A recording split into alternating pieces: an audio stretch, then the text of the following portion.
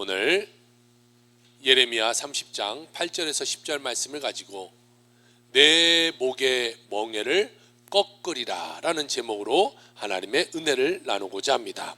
사람들은 누구나 다 이 마음속에 멍에를 메고 인생을 살아가요.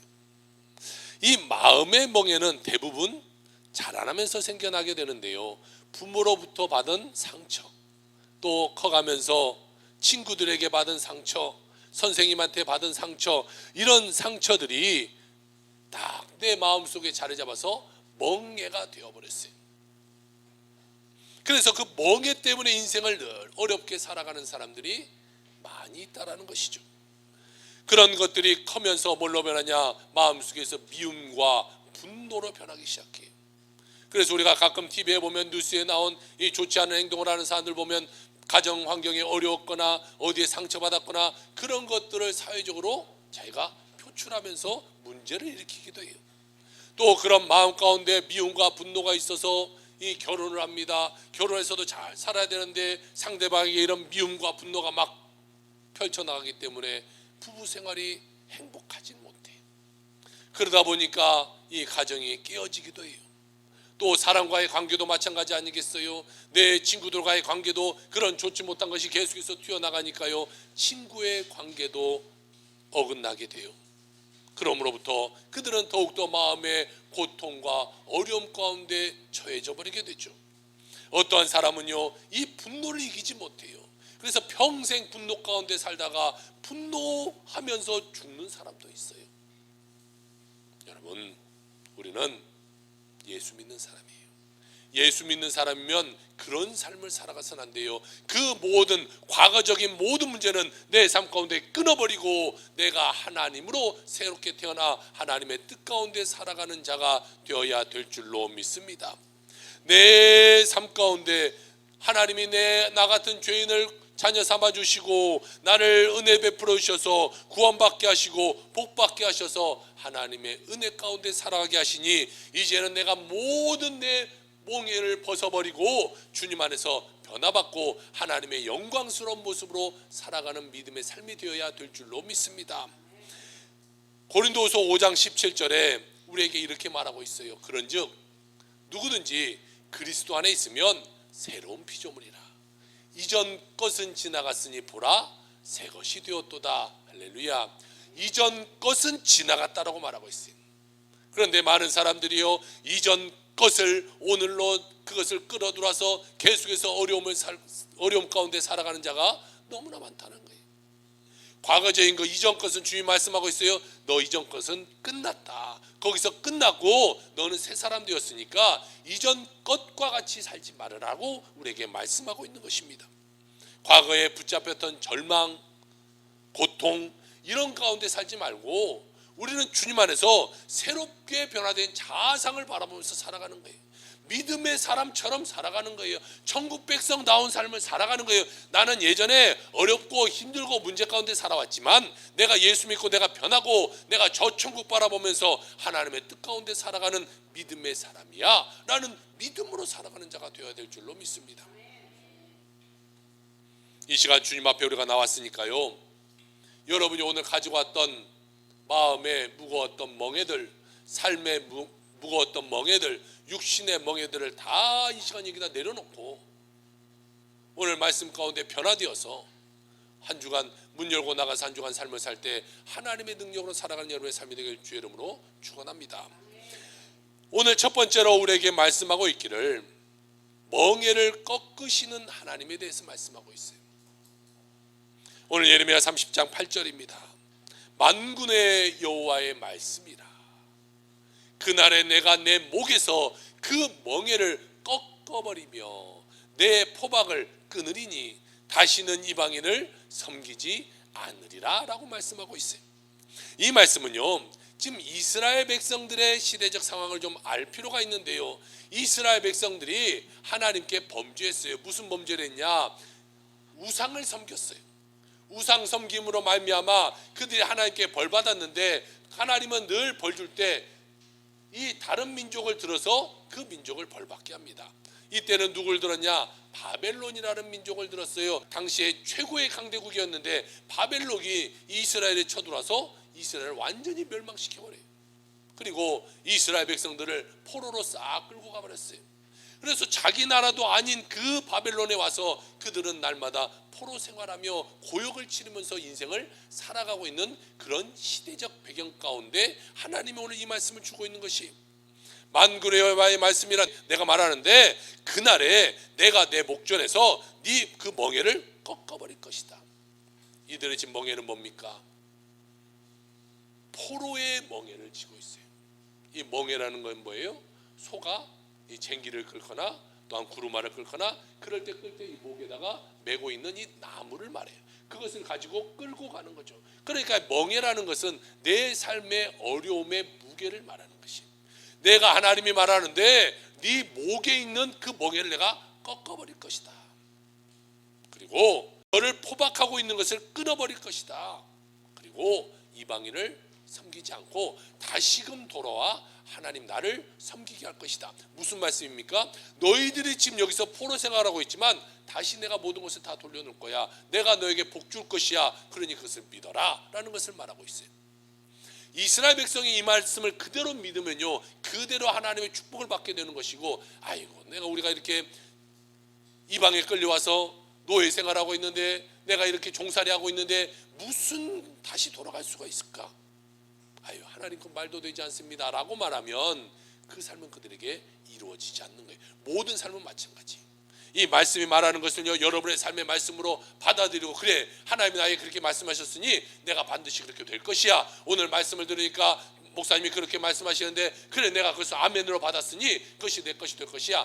믿는 자에게는요 그 축복이 가는 것이고, 아이고 그게 되겠습니까 목사님?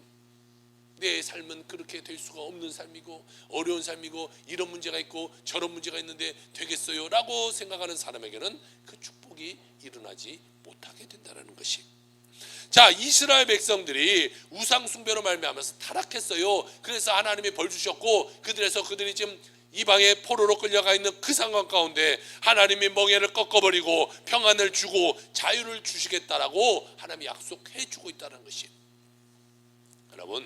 여러분 삶 가운데 어떠한 절망이 찾아왔고 어떠한 문제가 찾아왔고 어떠한 아픔이 찾아와서 내 삶에 지금 이 멍에가 쥐어졌다고 할지라도 모든 결박을 끊어버리시고 모든 것을 우리에게 축복해 주실 그 하나님을 믿고 승리하며 살아가는 여러분의 삶이 되길 주의 이름으로 축원합니다. 믿으면 되는 거예요. 믿으면 하나님이 내 삶 가운데 축복해 주실 거다. 믿으면 되는 거예요. 내가 기도하는 것이 하나님 내 기도를 들어주실 것이다 라고 믿으면 그대로 되는 것이라는 것이죠. 그러므로 우리가 주님의 말씀하실 때 다시 기쁨으로 주님을 섬기게 될 것이다 라고 말하고 있어요. 하나님이 우리를 그렇게 축복하시고 지금 이스라엘 백성에게 축복해 주시는 이유는 뭐예요? 하나님을 섬기게 하려고, 하나님을 찬양하게 하려고. 이게 여러분의 삶 가운데 하나님이 응답하시고 여러분의 기도의 가운데 하나님이 들어주시고 여러분의 축복해 주신 이유는 뭐다? 하나님을 섬기게 하기 위함이다. 그런데 우리가 축복받고 잘 살게 되고 내가 모든 것이 평안해지니까 하나님을 섬기지 않는 삶을 우리는 살아가고 있잖아요. 들로산으로 우리는 자꾸만 나가려고 그래요. 좋은 일 있으면 교회가 아니라 세상으로 나가려고 그래요.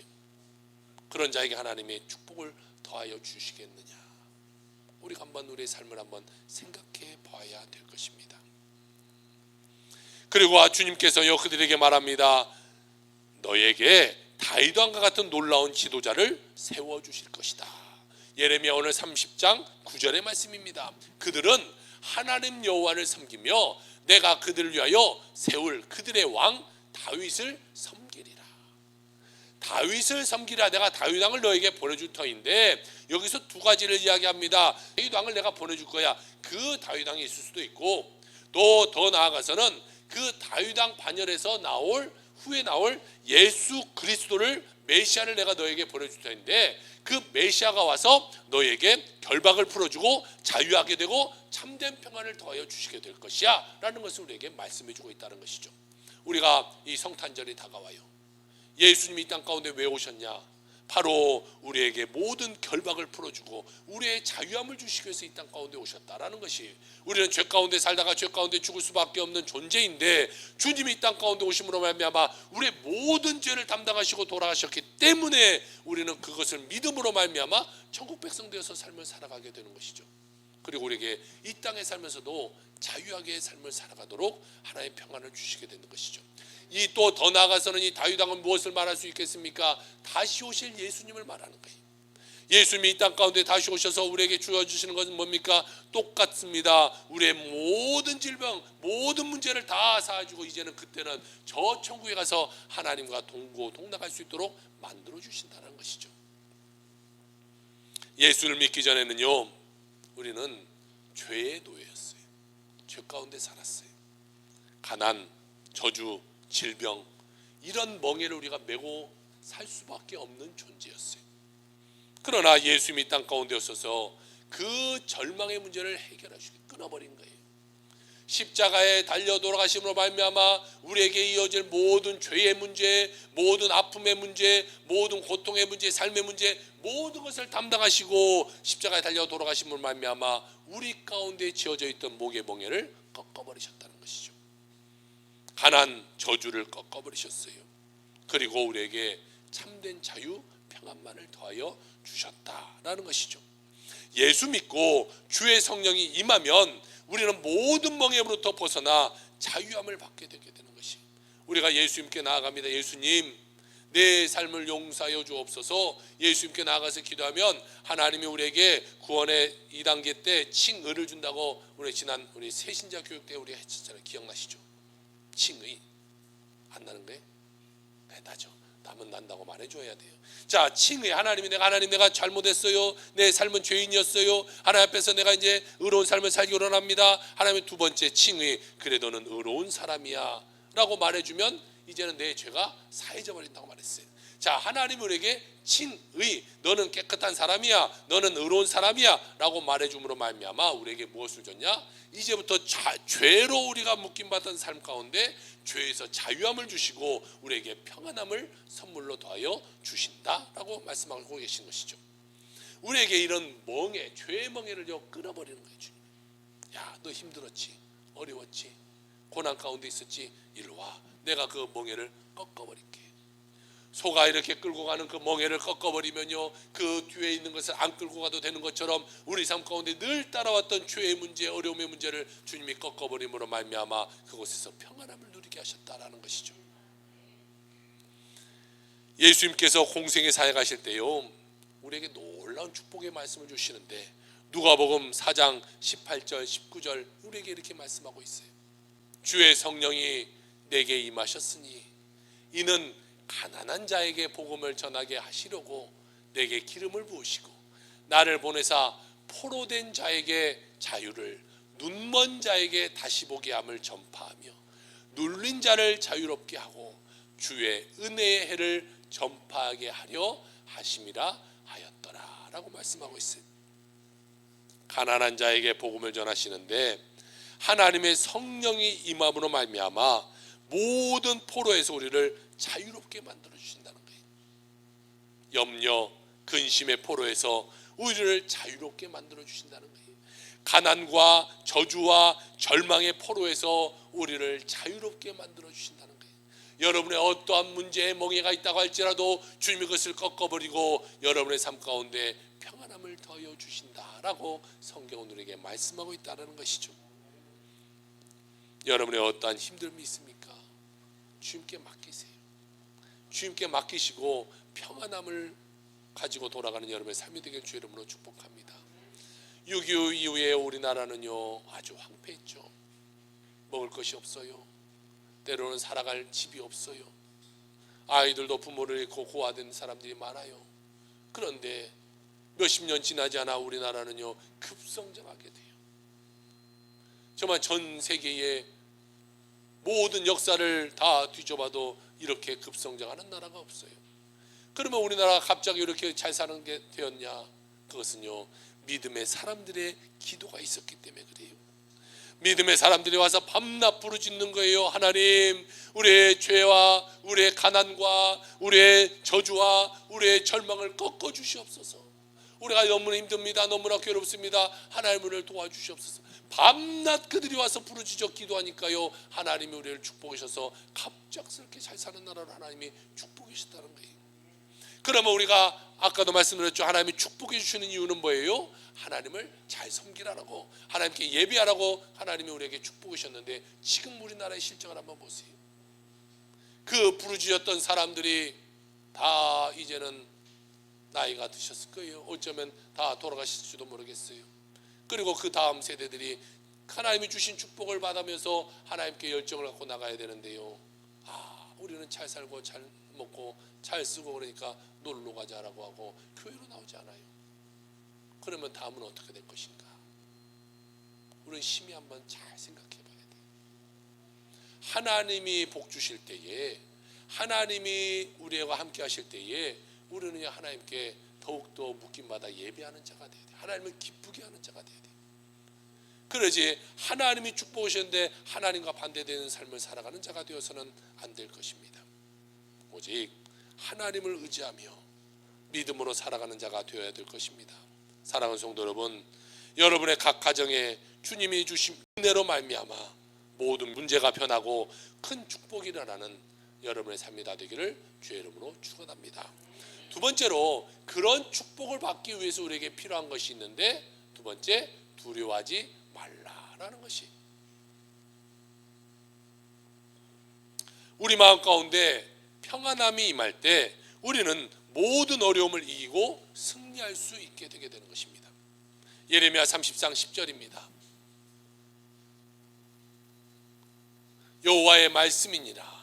그러므로 나의 종 야곱아, 너는 두려워하지 말라. 이스라엘아, 놀라지 말라. 내가 너를 먼 곳에서부터 구원하고 내 자손을 잡혀가 있는 땅에서 구원하리니 야곱이 돌아와서 태평과 안락을 누릴 것이며 두렵게 할 자가 없으리라 라고 말씀하고 있어요. 여러분, 두려움이 어디서 생겨났습니까? 인류를 쭉 따라 올라가다 보면요, 아담과 하와가 나올 거예요. 아담과 하와가 원래는 하나님과 평안을 누렸죠. 기쁨 가운데 살았어요. 하나님이 아담아, 예 하나님 부르면 하나님이 아담아 불렀냐? 하나님과 아담과 아주 대화의 가운데 살았어요. 그런데요, 그 아담과 하와가 죄를 지었어요. 하나님이 하지 말라는 것을 했어요. 다 해도 좋아. 그런데 너와 나의 언약을 하나 세우자. 이 선악과가 있는데 이 선악과를 따먹으면 너와 나의 관계가 깨어질 것이야. 그런데 그 마지막 하나 남은, 하나님이 딱 하나 설정해 놓은 그 선악과를 따먹으로 말미암아 우리 인간에게 죄라는 것이 들어와요. 그러니까 죄가 들어오니까 그 다음에 뭐가 들어와요? 두려움이 따라 들어오는 거예요. 죄지면요 반드시 두려움이 따라와요. 여러분이 만약에 운전하고 가는데 신호 위반하고 확 갔어요. 근데 갔는데 저 앞에 경찰이 서 있으면 여러분의 마음이 어떻게 하겠어요? 심장이 덜컥, 아이고 큰일 났다. 이거 딱지 끊기게 생겼는데. 그런데 내가 뭐 신호등 잘 지켰어요. 다 법규 잘 지키고 딱 지나가는데 경찰이 있어요. 그런 마음이 들어요? 안 들어요. 자, 내가 착하게 살면요 경찰은 나를 도와주는 사람이에요. 그런데 내가 나쁘게 살아보세요. 그러면 저 경찰은 나에게 신경 안 쓰고 서 있다고 할지라도 내 마음에 덜컹 두려움이 들어. 아이고 나 잡아가면 어떡하냐, 나 잡히면 어떡하냐. 마찬가지예요. 아담과 하와가 범죄했어요. 그러니까 마음에 하나님을 볼 때 두려움이 들어온 거예요. 그 전에 하나님과 막 친하게 지냈는데 갑자기 내가 죄를 지니까 두려움이 딱 들어서 하나님 보기도 무서운 거예요. 그러니까 성경의 창세기에 보면 그들이 숨었다라고 얘기했어요. 숨었어요. 하나님 불러요. 아담아 어디 있느냐, 아담아 어디 있느냐. 아담이 대답하지 못해요. 왜요? 대답하면 하나님께 혼날 것 같으니까. 그래서요 그냥 하나님이 불러도 못 본 채예요. 여러분, 이 두려움이라는 것은요 우리 인간이 죄 지음으로 말미암아 우리에게 두렵게 된 것이죠. 그런데 그것을 누가 사용하고 있느냐? 마귀가 우리에게 사용하는 거예요.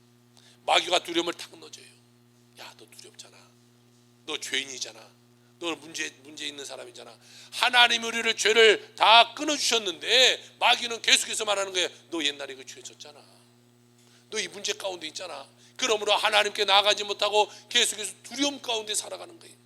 아유, 나는 죄인인데 내가 무슨 하나님을 믿을 수가 있어. 하나님이 끊어줬는데 마귀의 말에 속아서요, 아유, 나는 죄인이고 나는 문제고 나는 어려움이고 이 삶이 계속되고 있고 과거적인 것이 계속해서 내 삶 가운데 지배하고 있고, 이런 생각을 갖고 인생을 살아간다는 거죠.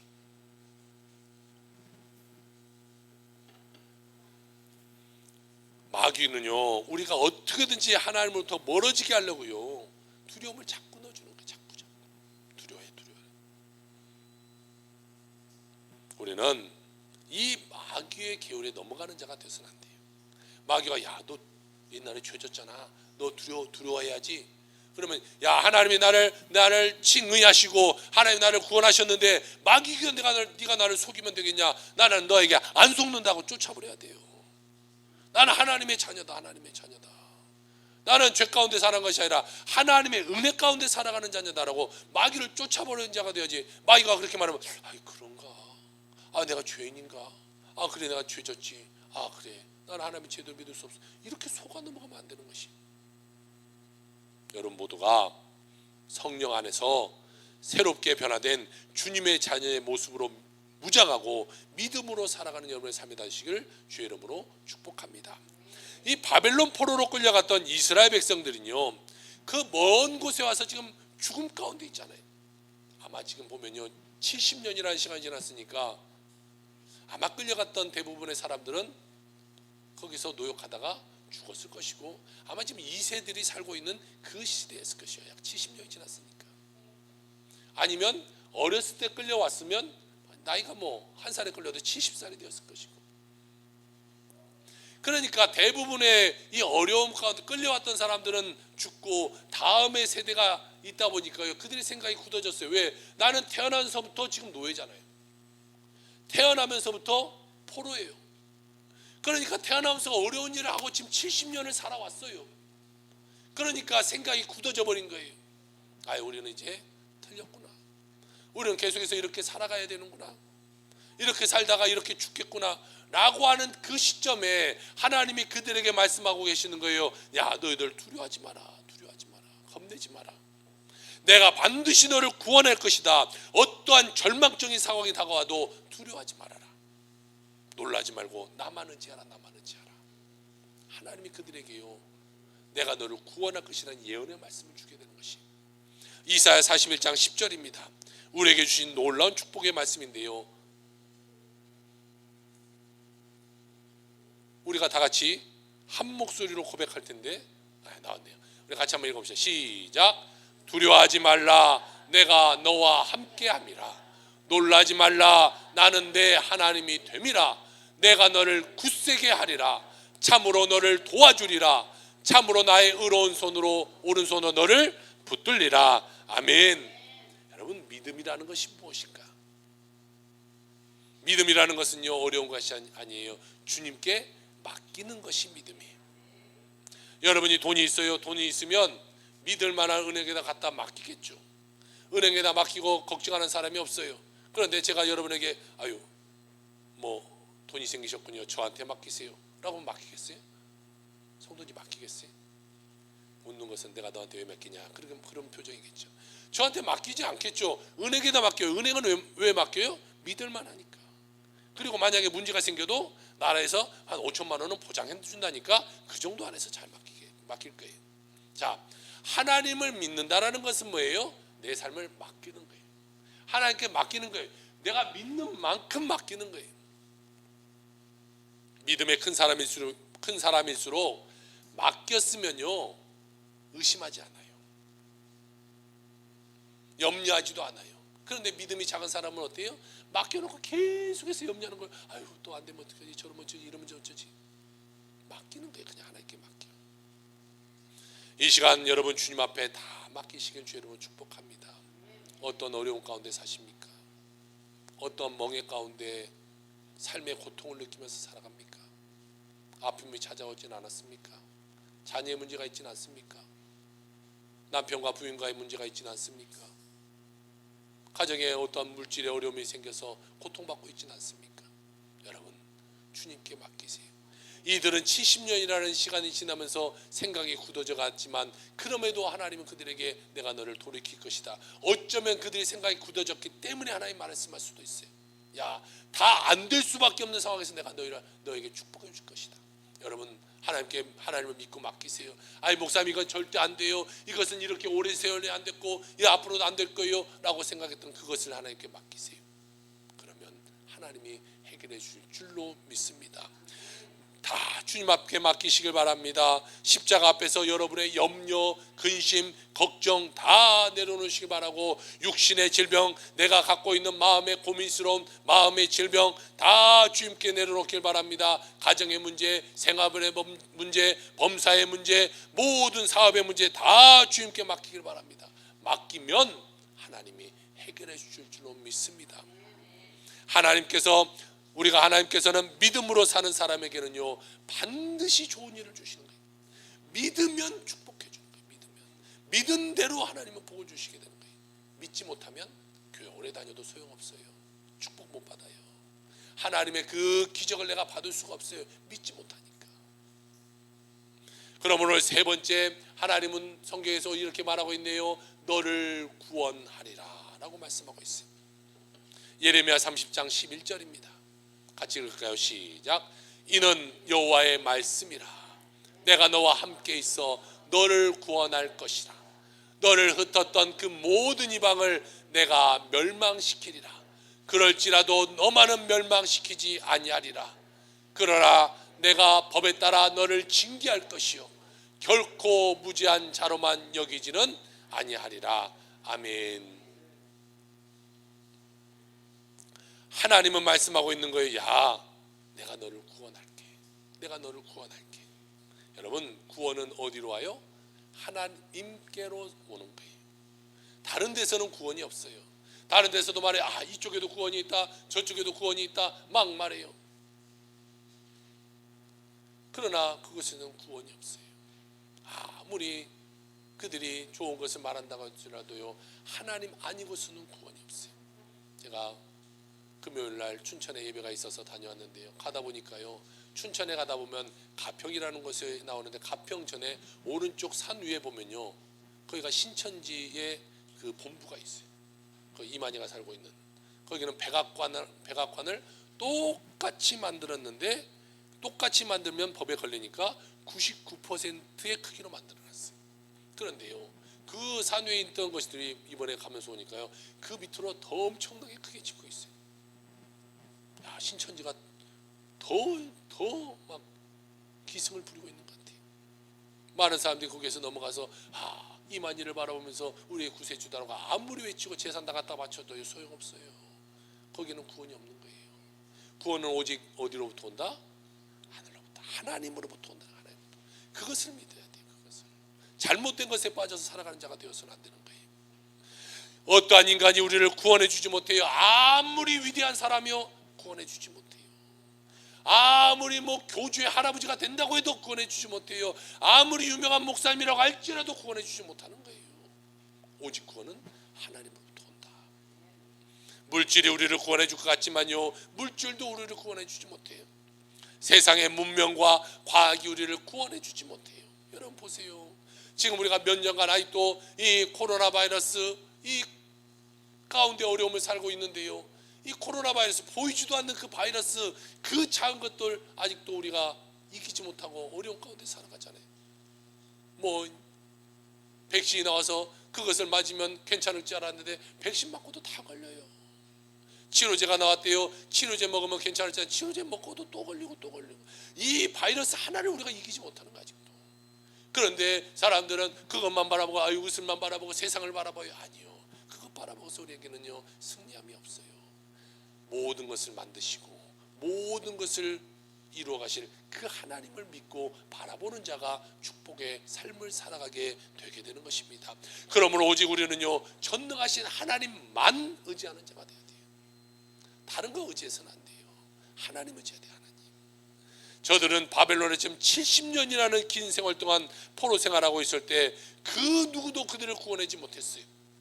그러나 하나님은 그들에게 말하잖아요. 내가 너를 구원할 것이다.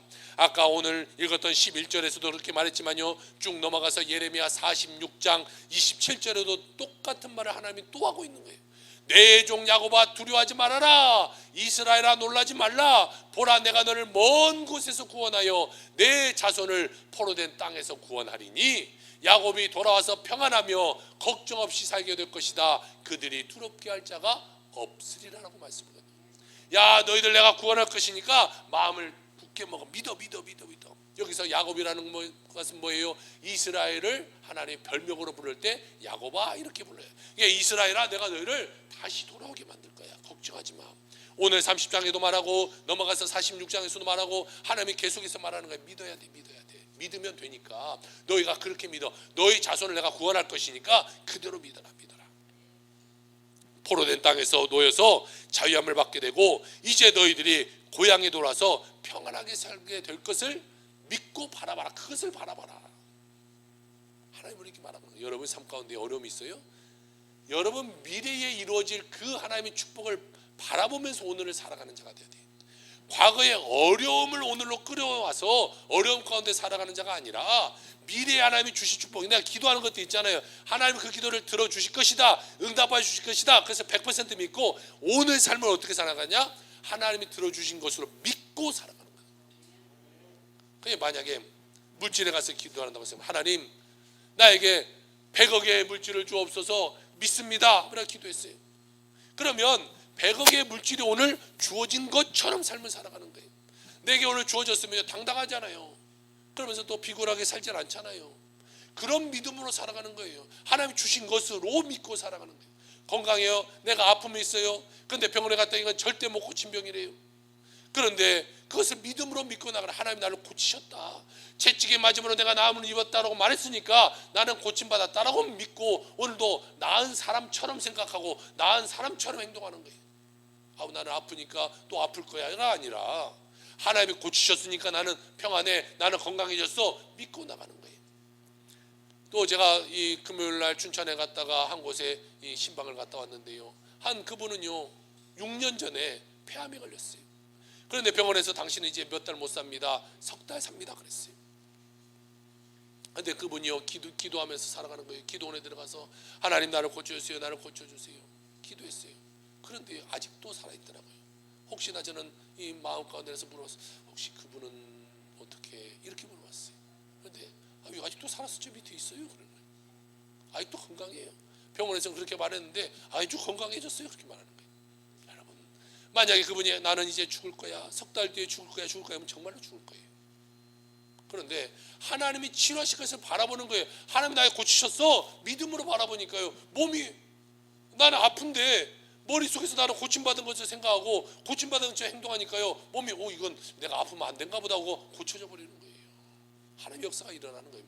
믿는 자에게 하나님의 역사가 일어나는 거예요. 우리가 하나님을 믿으면요 자유함을 받게 돼요. 평안함을 받게 돼요. 그리고 우리의 삶 가운데 늘 승리의 삶을 살아갈 수 있게 되게 되는 것이죠. 주님께서 우리의 일생을 반드시 책임져 주실 줄로 믿습니다. 19개월 된 아이가 뇌막염이 걸렸어요. 그래서 시력을 잃고 청력을 잃었어요. 이 아이가 누구냐? 우리가 잘 아는 헬렌 켈러라는 사람이에요.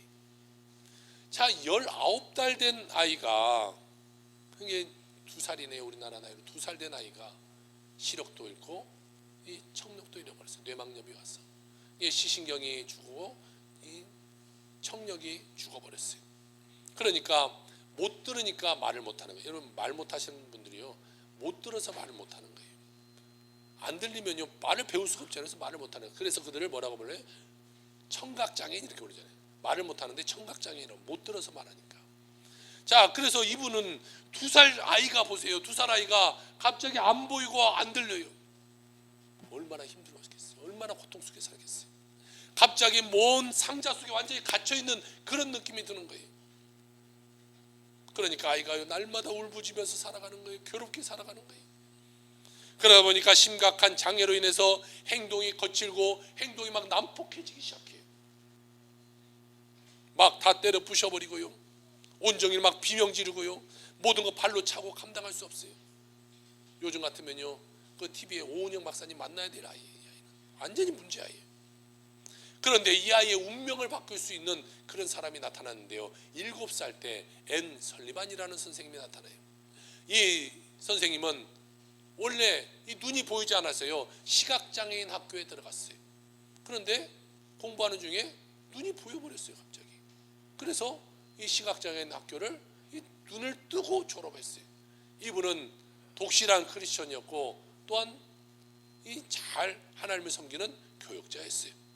이 앤 설리반 선생님이 헬렌 켈러를 붙잡고 교육할 때 맨 먼저 가르치는 것이 뭐냐면 인형을 그 아이에게 이렇게 안겨줍니다.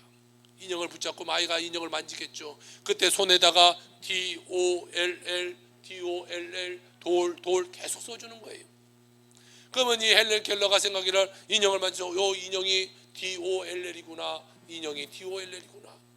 그 다음에 우리가 너무나 잘 아는 이 워터, 이 물을 이 아이의 손에다 뿌립니다. 막 뿌리면서 이 손에다 쓰는 거예요. WATR 워터. 그러면 생각하기를 이 물이 촉촉하고 뭔가 이런 질감을 갖고 있는 것이 WATR이구나, 워터구나.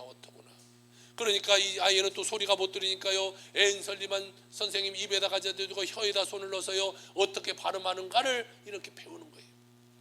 항상 손을 갖다 대고 이 손을 혀에다 갖다 놓고 이때는 워터는 이렇게 발음하구나, 돌은 이렇게 발음하구나. 그가 그렇게 들으면서요 이분이 귀로 듣지 못하고 눈으로 보지 못하던 것들을 이제는 마음으로 바라보고 마음으로 듣는 그런 삶을 살아가게 되었어요. 그래서 하루가 다르게 변하게 되었고 1900년 오늘날로 말하면요 하버드 대학교에 병합된 학교인데 레드 클리프 대학교에 그녀가 입학을 하게 돼요.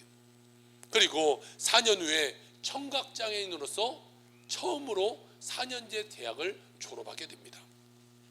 그리고 5개 국어를 하게 돼요. 여러분 저보다 나은 것 같아요. 저는 눈 잘 보이거든요. 귀도 엄청 잘 들려요. 그런데 말이라고는 한국말밖에 못하니. 근데 이분은요 보지도 못하고 듣지도 못하는데 5개 국어를 해요. 5개 국어. 여러분 한 6개 국어니까 놀라지도 않는 것 같아요. 그리고 이분이 얼마나 글을 잘 쓰는지 글 쓰는 솜씨가 굉장히 남달라요.